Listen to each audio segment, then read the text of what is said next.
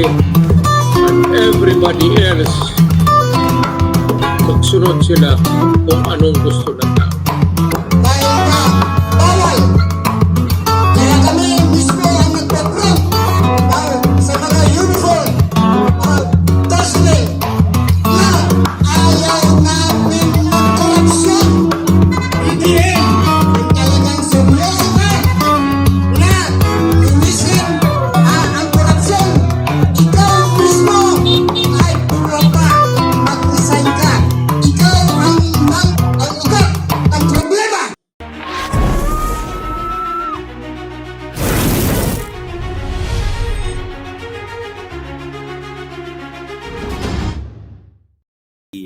Pag-uusapan natin ang flood control project ng Ilocos Norte District 1. Ayan, Ilocos Norte District 1. Substandard and Goals Project. So, sa unang slide, ito nga daw pala ang DPWH project number 25AA0475. Ang nakalocate to sa Barangay Pila and Casili, Lawag, Ilocos Norte. Na ang amount ay 47,022,160.24 centavo. Funded ito under sa GAA 2025. At according sa DPWH Transparency website, ang construction nito dapat nakaschedule to ng February 13. And dapat matapos ito ng September 1, 2025. Bayad na to.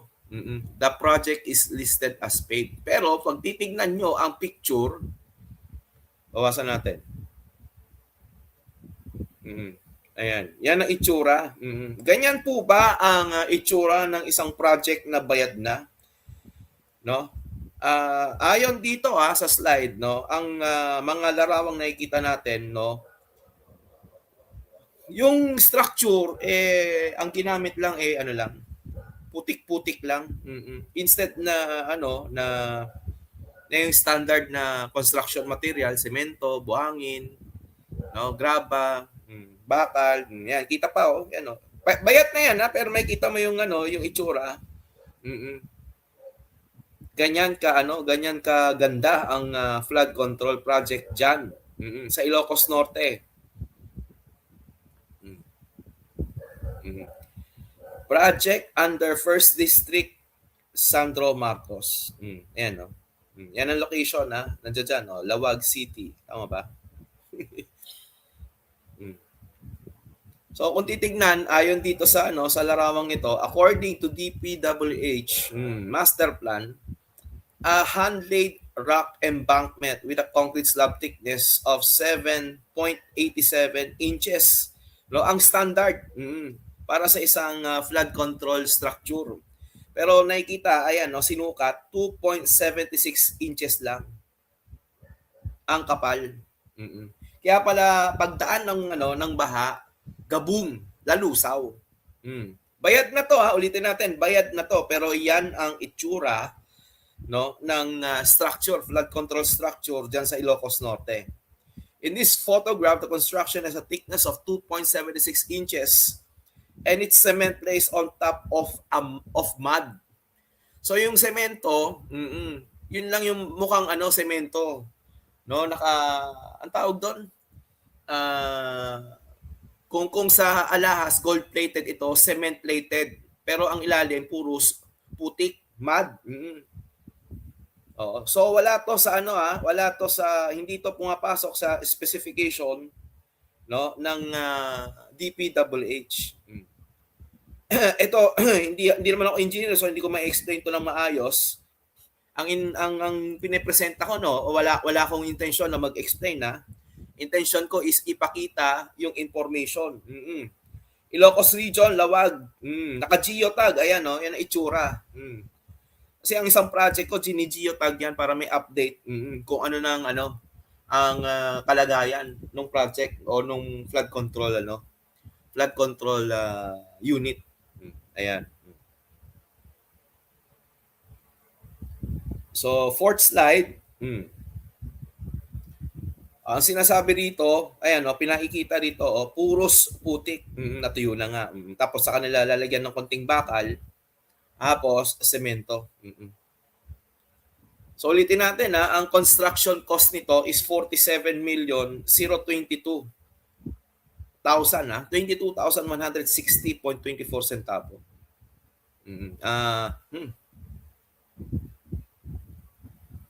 So ang construction company, no, ng project na to di umano said to be owned by the children of Congressman Ferdinand Beltran of the Magbubukid party list. So may ano pa rin yan. May syempre diyan kumukuha na ng pera, no? Kasi sila ang sila ang contractor eh. So dadaan lang diyan ng pera, konting bato, hindi pala, walang bato. Konting putik, konting semento, flood control project na. Ayan.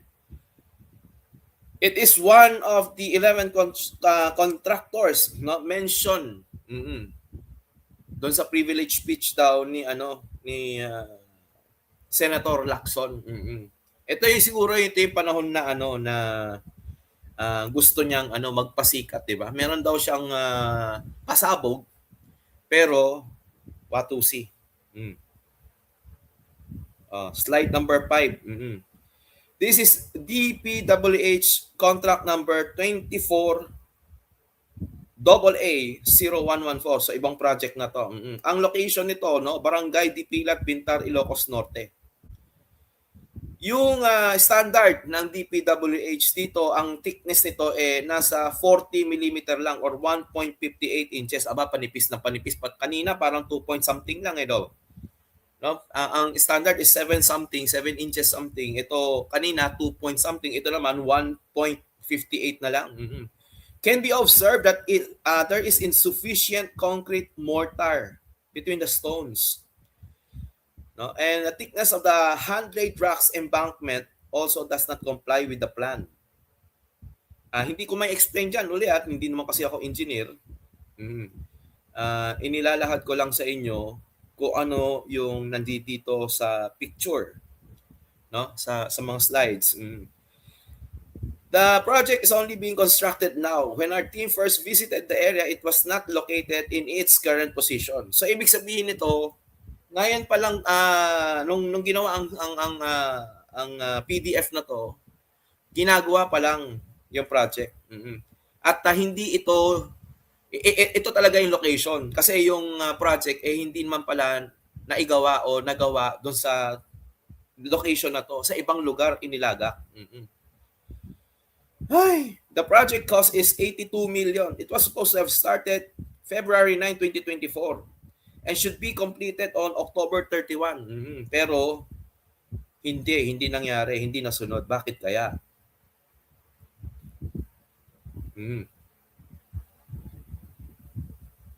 Saan ba yan? Ayan.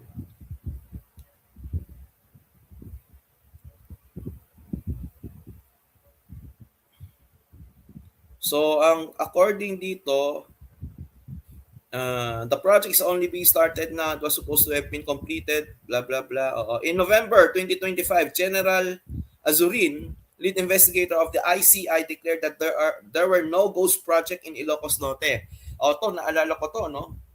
Yung mga mahalagang pangalan, gagaya ni na Tambi, ni na Congressman Sandro Marcos, at saka yung mga iba-iba pang mga cohorts nila, yung mga pangalan na mahalaga hindi nababanggit ng ICI. Pero kagaya niyan, hindi ba ghost project yan? Ngayon lang itinatayo kasi ngayon lang nagkakaroon ng sa mga panahon na yan lang nagkakaroon ng investigasyon. Kaya diyan pa lang sa panahong yan na sinimulang itayo para wala nga naman daw ghost project sa Ilocos Norte, no? Ay. Nakakalungkot. Ito number 7, slide number 7. Other projects in Ilocos Norte. This project is also substandard in its construction and they are rushing to complete it to make it appear that it is not a ghost project. So ito yung mga panahon na ni-scrutinize ang Ilocos Norte dahil nag-iingay nga si Manong Chabit. Oo, so minamadali na nila. So makikita nyo ang pagkakaiba, litaw na litaw, lutang na lutang ang kalidad ng structure. Saan ka nakakita ng ganyang project? Gaano kakapal ang tawag dito? Ang balat nito sa semento. Hindi nakasulat eh. Pero yan, ilang inches lang ba yan? 2? Mukhang 2 inches lang eh. Ayan. Ayan, 2 inches lang. Ito naman yung DPWH 24AA0112. The project is not aligned, like it was joined together but did not connect. So hindi siya pantay, ganon? Oo nga, no? Teka, ito.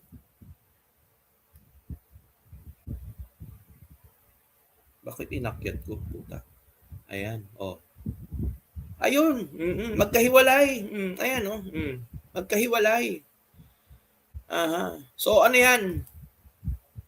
Hindi tinapos, tapos itinayo para magmukhang tatapusin. Tapos na. The new structure is not attached to the old flood control structure, which weakens both structure. Daanan lang to ng tubig baha, durog lahat yan. Syempre kasi walang naka-attach eh. Wala siyang sandigan. Walang tawag dito, walang suporta. Ang location nito, Bislac River, Barangay Tamdagan, Bintar, Ilocos Norte, Phase 2.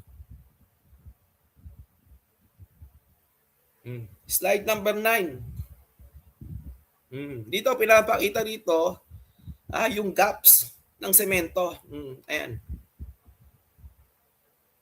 So makikita yung lalim, no, o gaano kanipis yung semento mula sa pundasyon. At dito sa slide na to, ang sabi nga noticeable daw na yung laman nung project parang ampaw. O nga naman. Bakit parang magiba-giba yung project? Lego na itinayo ng bata na walang lakas, walang tibay na maasahan. They are rebuilding it, but it is still substandard. And above all, it should have been completed. It should have been completed. So ang plano para sa project na to is dapat 19.7 inch deep. Pero ang actual is 13.8 lang. At ang contract cost nito is 58,586,494 pesos and 45 centavo. Ulitin natin to ang project na to nasa 1st District under kay Congressman Sandro Marcos.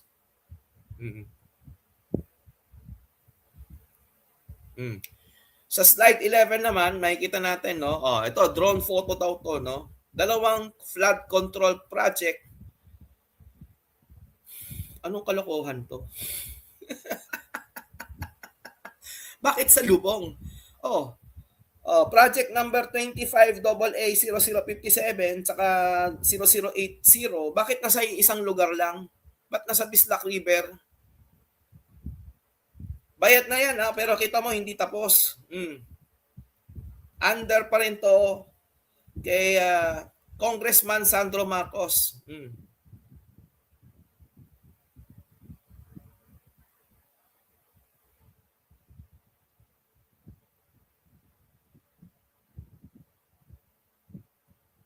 So ang contract price pala nito, yung isa 39,199,941.52 centavo. Ito yung sa project 0080 ng DPWH contract. Dito naman sa isa yung 0057. Wow. Magkaibang kontraktor BJMJB, 37,619,490. Ito naman si Kata Builder. Pero bakit ganon sa lubong? Ano to? Dapat pagdidikitin dapat to, ganon?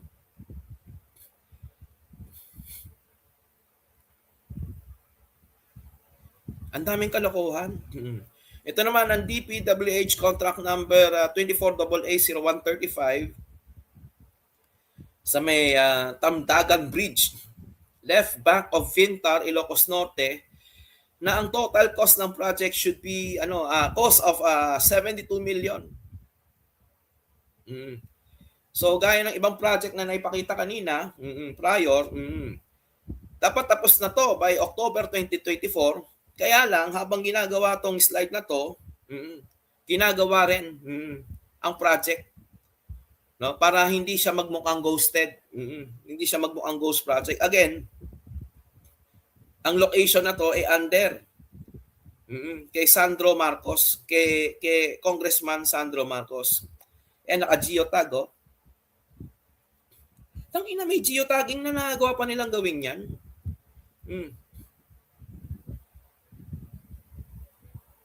Ito nakikita, Ang sabi rito, ang lalim dapat ng semento dapat 7.87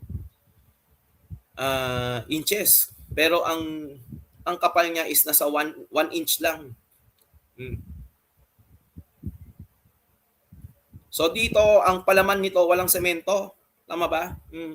Lupa lang. Tapos bakal-bakal. Paano titibay yan?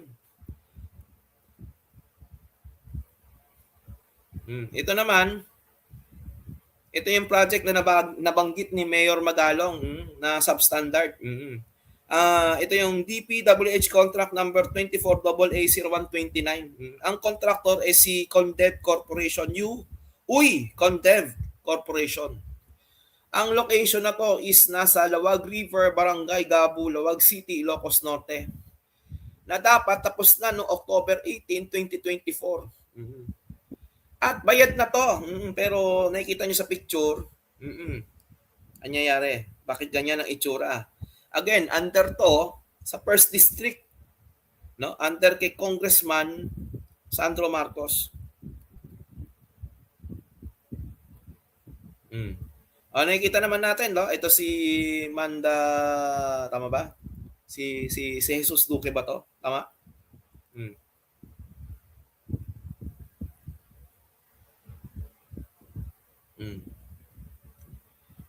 So, ayan, no, basahin natin. These are only some of the projects in Ilocos Norte. This appears to strengthen the joint affidavit of itong mga pictures na to, no, itong dokumentong to actually, ito yung sumusuporta sa mga kine-claim ng 18 Marines o yung mga nagsasalita tungkol sa pagdideliver ng maleta, no, sa bahay ni Natambi, ni Nazaldico, ni na sa Malacanang, no, at sa bahay ni WM.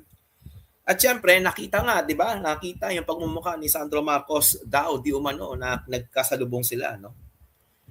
Detailing the alleged delivery of many suitcases of money to the residents of Marcos family in Ilocos Norte, where Representative Sandro Marcos was reportedly present and received them. Ito nga. Yan.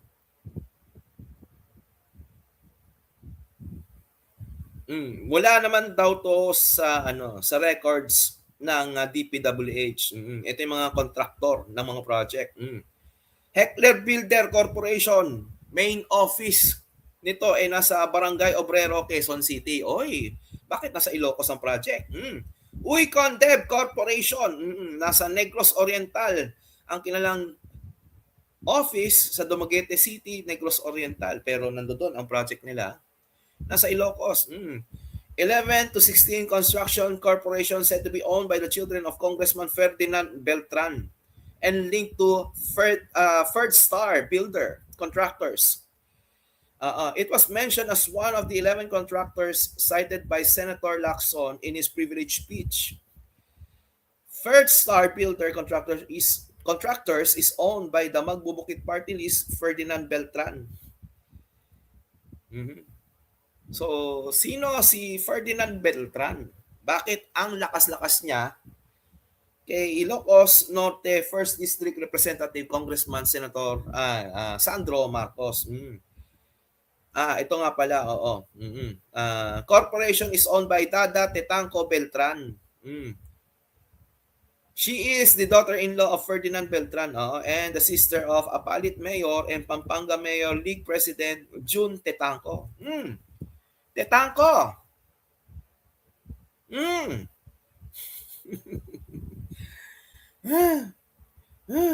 Tapos ito naman, BJMJB Construction and Supply is owned by Junio Benvenido Marapao with an office in Antipolo City and it is registered as sole proprietor. Pero kaya mo mag-handle? Ito yung mga dapat na hinihiring ngayon hindi kung ano-ano inaatupag There are 551 flood control projects of the DPWH in the 1st District of Ilocos Norte. However, most of the flood control projects are substandard and some are truly non-existent or can be considered as ghost project. So ito naman yung funded 3 times. One project. Isang project lang pero 3 beses na pinondohan. Saan to? Jurisdiction of Barangay San Felipe and San Isidro. At ang contract number nito is 24AA0087, 0086 at 0092. Isang flood control project 3 beses na pinondohan. Aba, iba ka rin. Iba rin.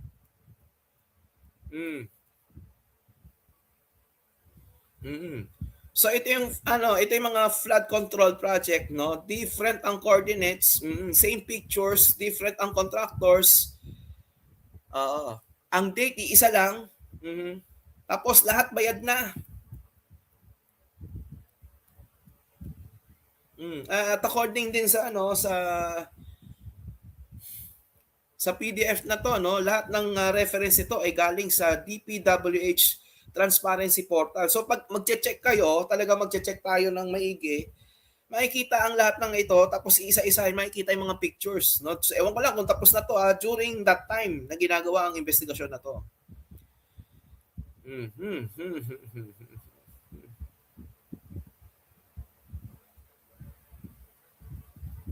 So ito naman yung ito naman yung project na tinutukoy nilang ghost project. So kinunan ito noong May 2026, ang location, ito yung coordinates. Ito naman sa Padsan River, Ilocos Norte. Flood control project within the areas of Barangay San Lorenzo and Barangay San Antonio. DPWH contract number 23AA0157. Again, under to kay Congressman Sandro Marcos. So, drone shot to, picture, no? Kinunan May 20, 2026. Ang haba ng project na to is 84.7 meters. Ang location San Antonio, Barangay San Antonio. Padsan River. Talaga. Again, under to sa 1st District kay Congressman Sandro Marcos.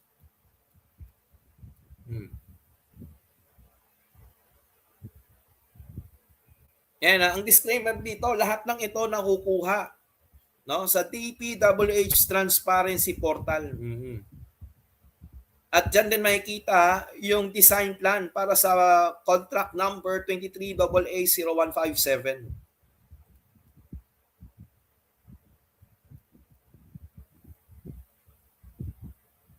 One contract, one project, same location, same contractor, 98 at 99.68 completion, pero bayad na. So naka-geotag to.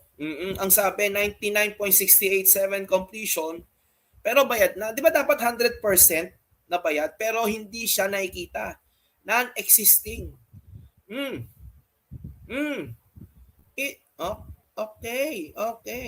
So sabi dito, itong 23AA0157,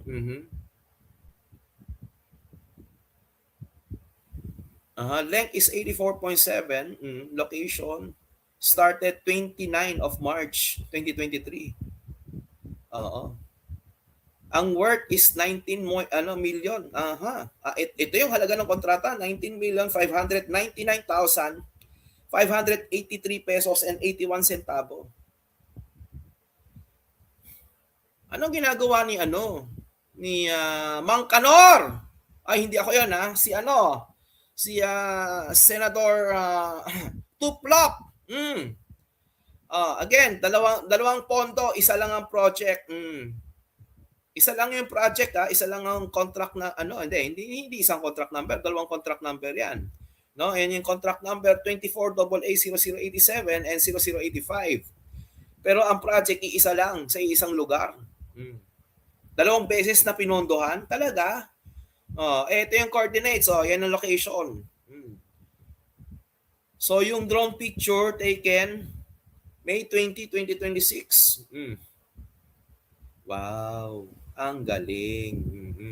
Under to ali, no? Sa first district ng Ilocos kay Sandro Marcos.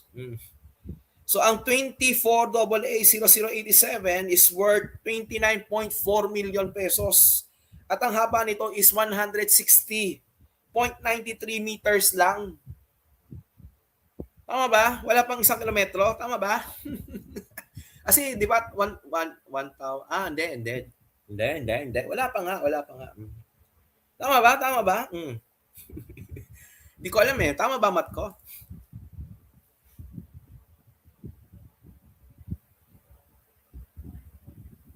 Kasi ang 1 kilometro is 1,000 meters eh. Ito 160 meters lang eh. 24AA0085 worth 19.6. So magkano yung napondohan dito? 2 beses pinayaran, isa lang ang project. Sa isang lugar. Yan ang itsura niyan. Drone picture, location, coordinates.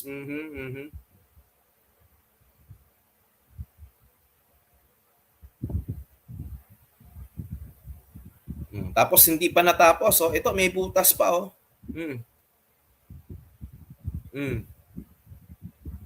So yung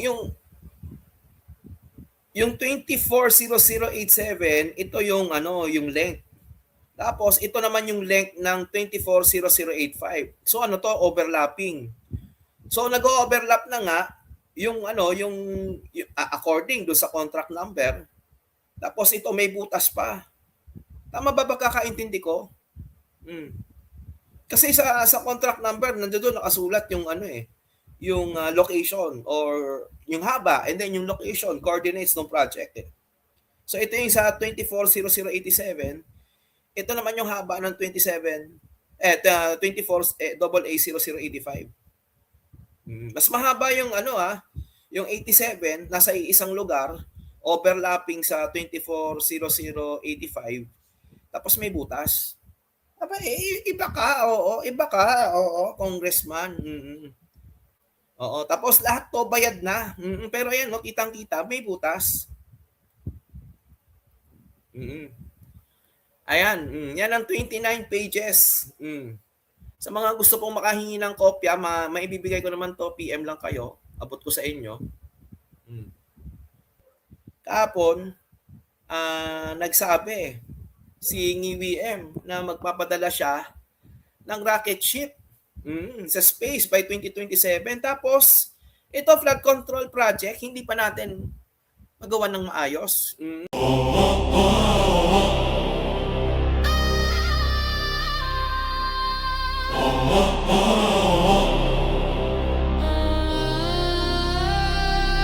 Channel 167, feel us in the fight. Channel 167, feel us in the fight. Channel 167, feel us in the fight. On EDSA for the nation, never backing down, brave, strong, never retreating, fights for what's right, never ignoring what's wrong, bold in the struggle, a God in the fight. Channel 167.